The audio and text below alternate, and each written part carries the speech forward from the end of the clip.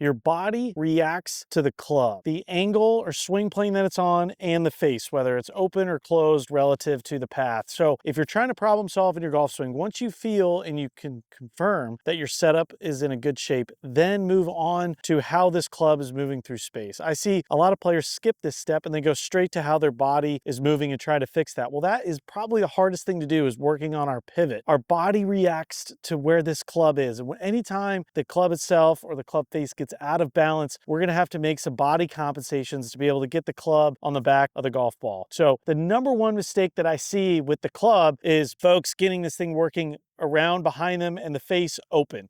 So they get the club behind them too early, and then this toe points to the sky too quickly. We want to make sure we keep this club in front of us and we keep some strength in that face, because if I get this thing open and around and behind me, the only way I could get this club back on the golf ball from the face on move is I'm going to have to dump any shaft lean I have to try to get that toe to catch up.